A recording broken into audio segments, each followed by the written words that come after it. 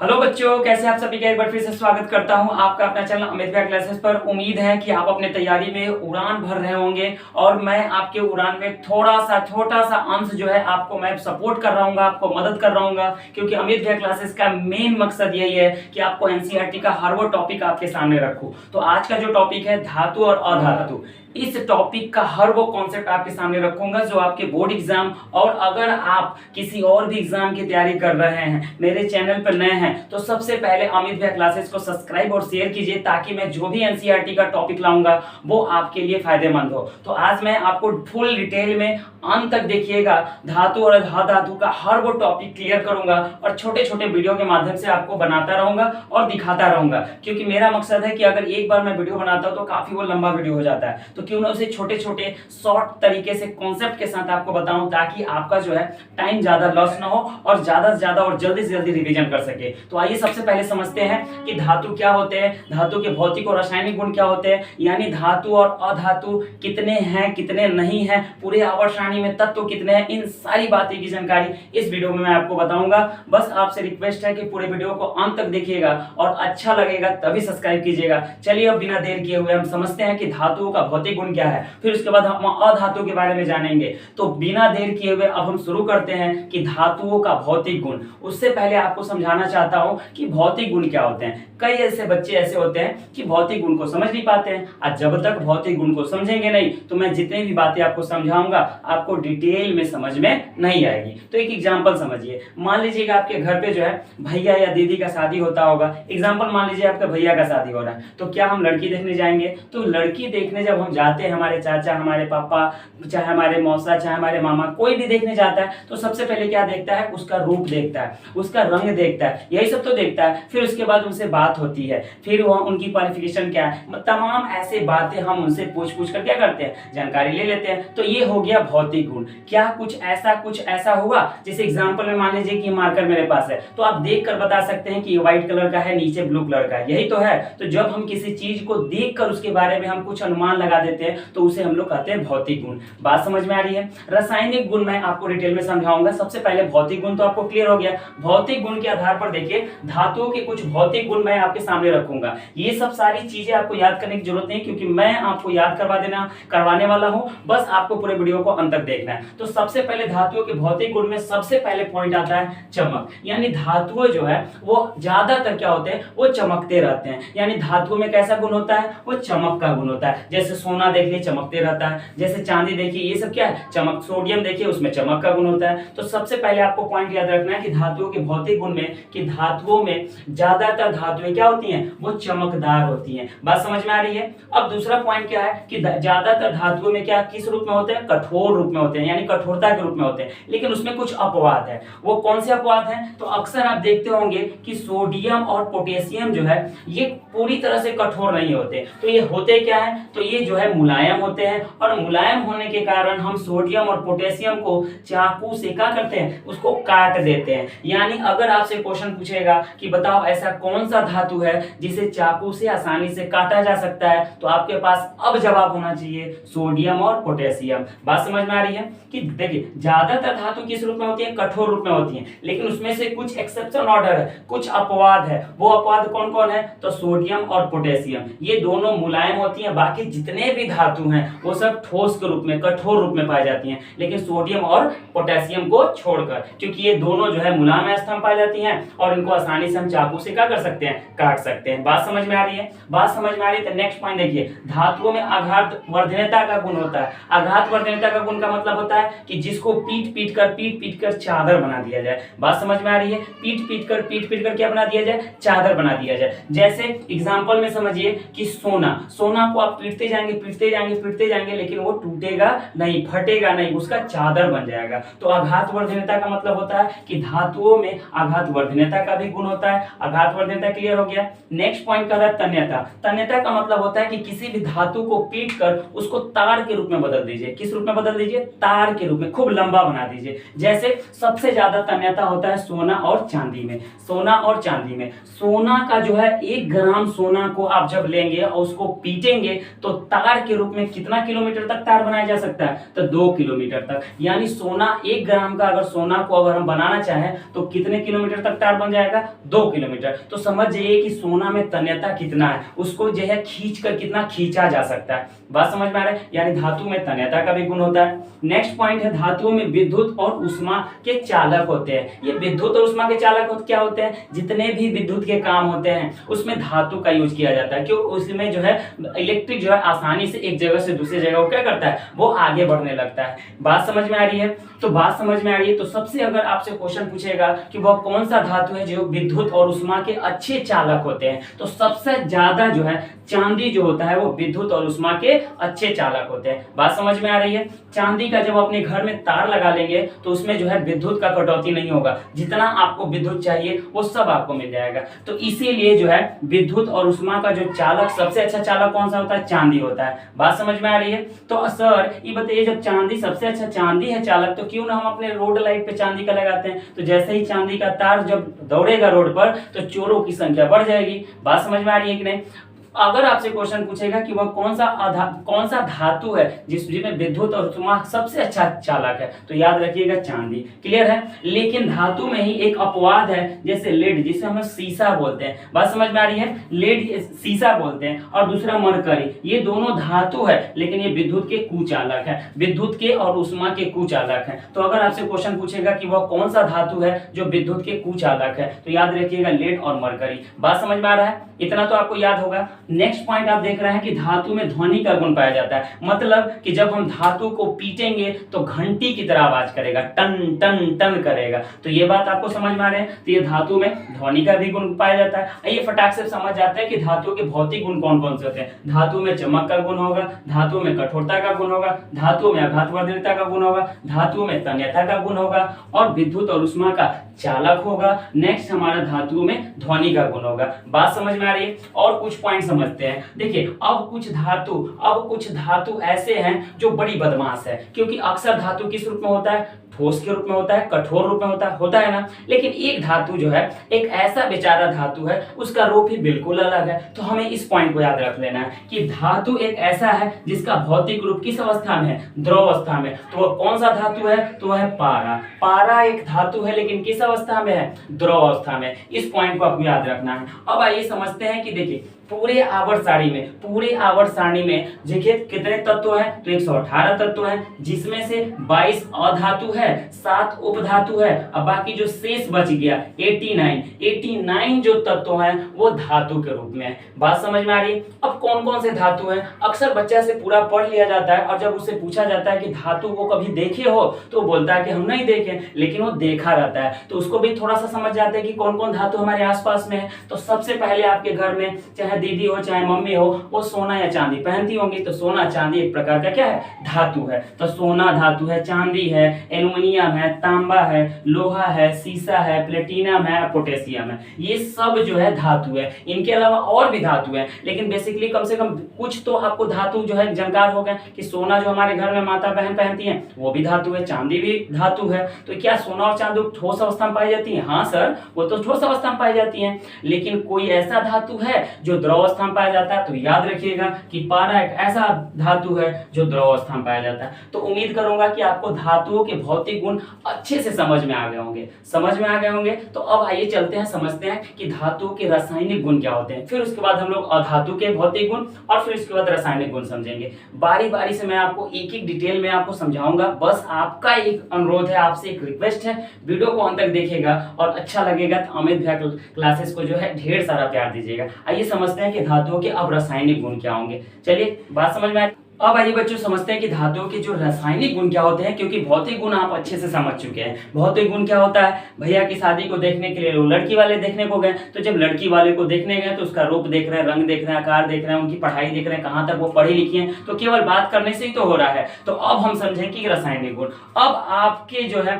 भैया की शादी हो गई, आपकी भाभी आपके घर आ गए, तो जब घर आएंगे तो कुछ दिन तक वो एक दूसरे से बात करेंगे, मिलेंगे, एक दूसरे से आपस में संपर्क होगा। तो संपर्क होने के बाद कुछ दिन दिन के बाद पता चलेगा कि इनके और क्या क्या क्वालिटी हैं। तो जब साथ में मिली तभी तो उनकी क्वालिटियां पता चल पाया। अभी तक तो आप केवल उनके रंग रूप आकार देख पाए थे, उनका बिहेवियर कैसा है, व्यवहार कैसा है, वो कब पता चलेगा? जब आपस में सब लोग मिलेंगे। तो रासायनिक गुण इसी को कहते हैं। जब हम धातु की क्रिया को किसी के साथ क्या करेंगे, क्रिया करवाएंगे, रिएक्शन करवाएंगे, तो क्या बनेगा, तो ये हमें देखने से तो पता नहीं चलेगा, इसको आपस में मिलाना होगा। तो आइए सबसे पहले पॉइंट समझते हैं कि धातु की क्रिया अगर ऑक्सीजन से कराते हैं तो पहला पॉइंट आपको याद रखना है कि धातु की क्रिया जब ऑक्सीजन से कराएंगे तो हमेशा हमेशा याद रखिएगा कि धातु के ऑक्साइड बनेंगे। हमेशा अगर आपसे क्वेश्चन पूछेगा कि क्या होता है जब धातु की क्रिया ऑक्सीजन से करवाते हैं, तो याद रखिएगा कि धातु के ऑक्साइड बनेंगे। अब कोई भी धातु ले लीजिए, जैसे मैंने एक एग्जांपल समझाया कि जब आप मैग्नीशियम की क्रिया, मैग्नीशियम एक प्रकार का धातु है,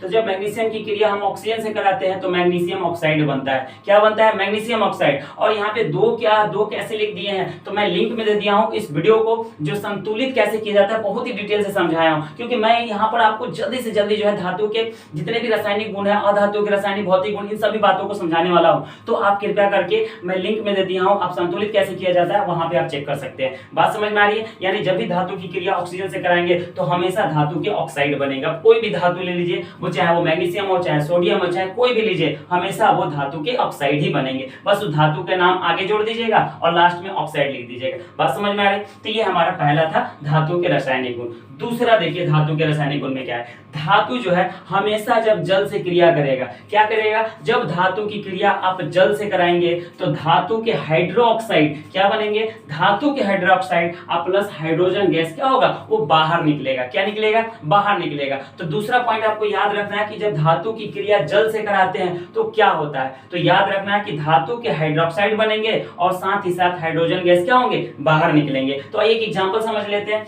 जैसे मैंने सोडियम को ले लिया। अब सोडियम की क्रिया किससे करवा रहे हैं? जल से करवा रहे हैं। तो जब सोडियम की क्रिया आपस में जब जल से कराएं तो देखिए सोडियम हाइड्रोक्साइड हो गया। क्या हो गया? Sodium hydroxide. और सोडियम हाइड्रोक्साइड के साथ देखिए हाइड्रोजन गैस क्या हो रहा है? बाहर निकल रहा है। तो जब आपसे क्वेश्चन पूछे कि क्या होता है जब धातु की क्रिया जल से कराते हैं, तो आपको कंठस्थ याद रख लेना है, धातु के हाइड्रोक्साइड प्लस हाइड्रोजन गैस बाहर निकलेंगे। बात क्लियर हो रहा है? अब आइए नेक्स्ट समझते हैं। उम्मीद करूंगा कि आपको बहुत ही मजा आ रहा होगा, क्योंकि ये सब टॉपिक मैं इतना बेसिक से आपको समझा रहा हूं, क्योंकि कई ऐसे जगह देखेंगे कि इसी टॉपिक को जो है इतना लेंथी बताया गया, वहां टाइम टेकिंग किया गया, तो क्यों ना इसको शॉर्ट तरीके में समझ जाते हैं ताकि आपका टाइम भी नहीं लगे। तो अमित भैया क्लासेस का मेन मकसद यही है कि आपके टाइम को बचाना और साथ ही साथ जितने भी इंपॉर्टेंट टॉपिक है वो आपको समझाना। तो अब यहाँ पे देखिए कि तीसरा पॉइंट देखिए वेरी वेरी इंपॉर्टेंट है। जब धातु की क्रिया हम किसी भी अम्ल के साथ करवा देते हैं, अम्ल के साथ करवा देते हैं जो स्वाद में खट्टा हो, जो H+ आयन देते हैं, यही तो स्वाद है, यही तो pH मान का है। तो ये सब की बातें जो है मैंने पहले भी बता दिया, यहाँ पर आपको बताने का प्रयास कर रहा हूँ कि जब धातु की क्रिया आप किसी भी अम्ल के साथ करवाएंगे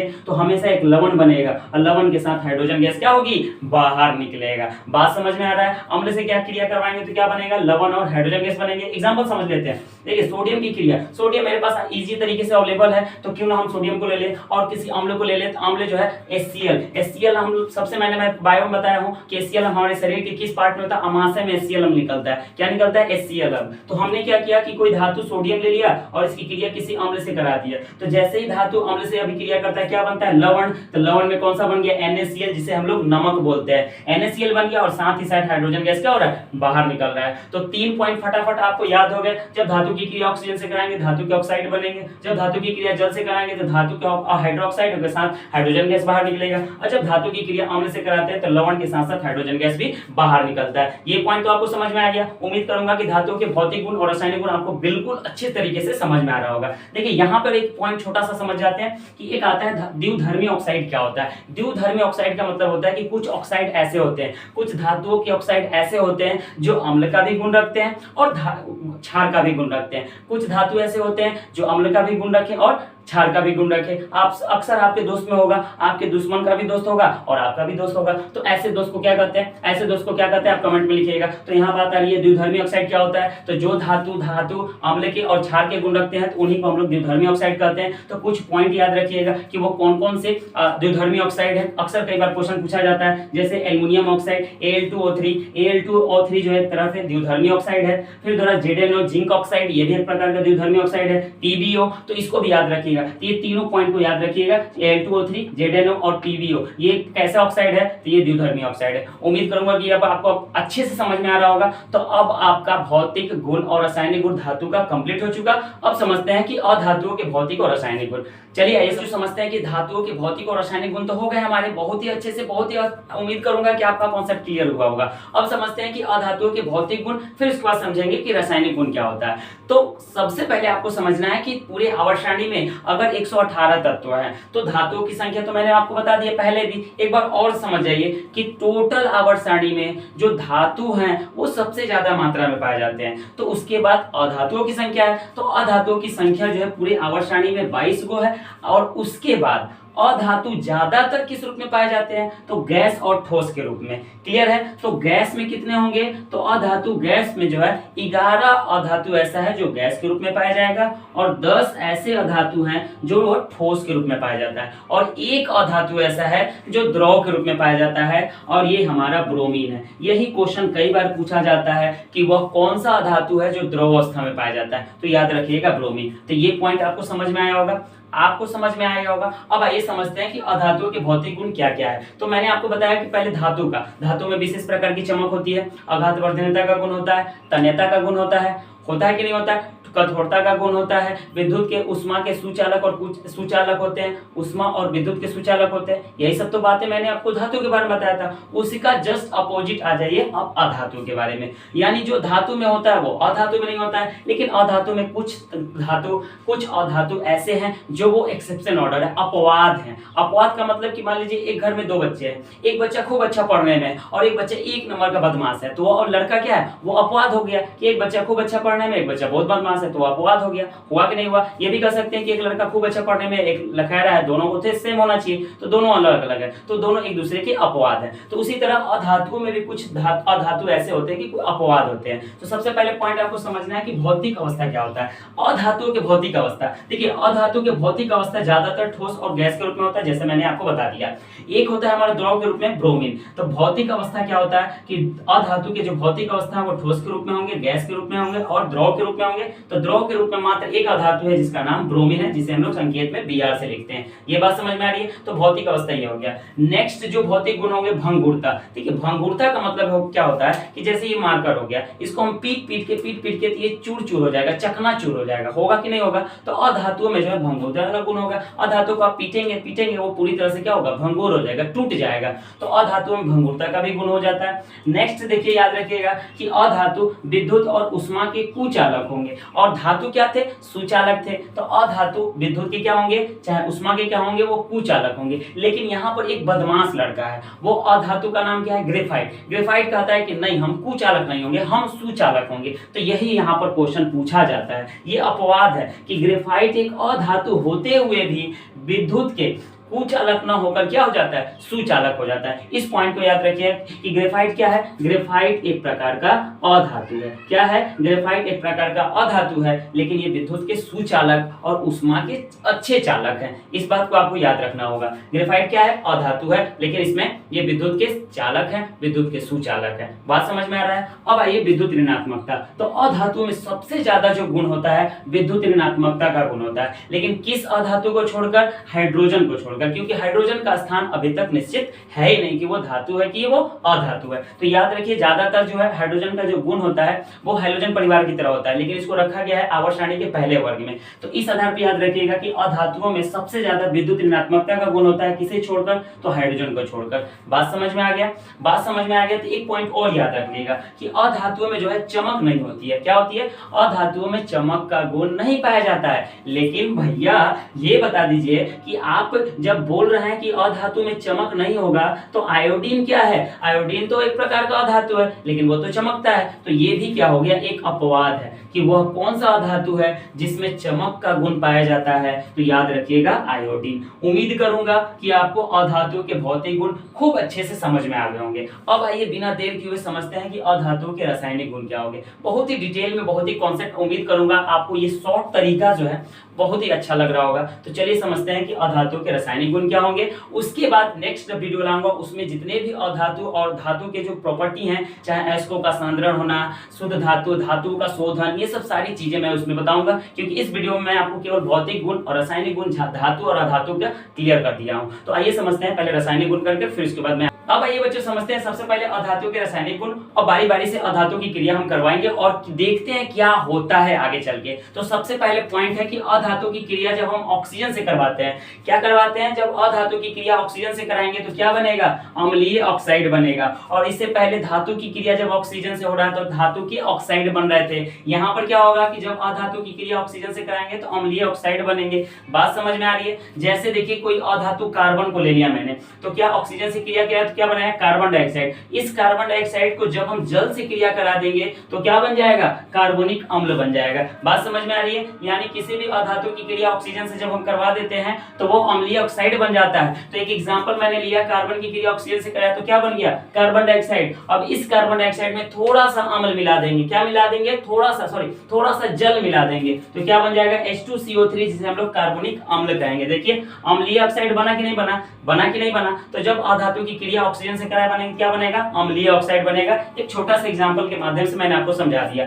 नेक्स्ट पॉइंट, जब अधातु की क्रिया हम जल से कराते हैं, क्या करते हैं, अधातु की क्रिया जब जल से कराएंगे तो किसी भी हाल में कोई अभिक्रिया नहीं होगी। क्या होगी, किसी भी हाल में अधातु की क्रिया जब हम जल से कराएंगे तो कोई अभिक्रिया नहीं होगी। इसी तरह नेक्स्ट पॉइंट क्या होगा, अधातु की क्रिया जब आप अम्ल से कराएंगे, किससे कराएंगे, अम्ल से कराएंगे, तो भी कोई अभिक्रिया नहीं होगी। तो अगर आपसे क्वेश्चन पूछेगा कि अधातु की क्रिया जब हम जल से कराते हैं या अम्ल से कराते हैं तो क्या होता है, तो कोई अभिक्रिया नहीं होती है। सिंपल तरीका याद रखना है। लास्ट पॉइंट याद रखना है। लास्ट पॉइंट याद रखने से पहले मैंने क्या बोला कि अधातु की क्रिया अम्ल से कराएंगे तो कोई अभिक्रिया नहीं होगी, लेकिन सल्फर एक ऐसा धातु है जो अम्ल से अभिक्रिया करता है, इसलिए इस पॉइंट को याद रखिएगा। सल्फर अपवाद है। क्या है, अगर आपसे क्वेश्चन पूछेगा कि वह कौन सा धातु है जो अम्ल से अभिक्रिया करता है, तो याद रखिएगा सल्फर। बात समझ में आ रही है। लास्ट पॉइंट हमारा कि अधातु जब हम हाइड्रोजन से क्रिया करवाते हैं, क्या करते हैं, अधातु की क्रिया जब हम हाइड्रोजन से करवाते हैं तो हाइड्राइड बनता है। क्या बनता है, हाइड्राइड बनता है। जैसे एग्जांपल समझिए, अधातु सल्फर को मैंने ले लिया, अब इसकी क्रिया हाइड्रोजन से करवा रहे हैं तो क्या बना, हाइड्रोजन सल्फाइड। क्या बना,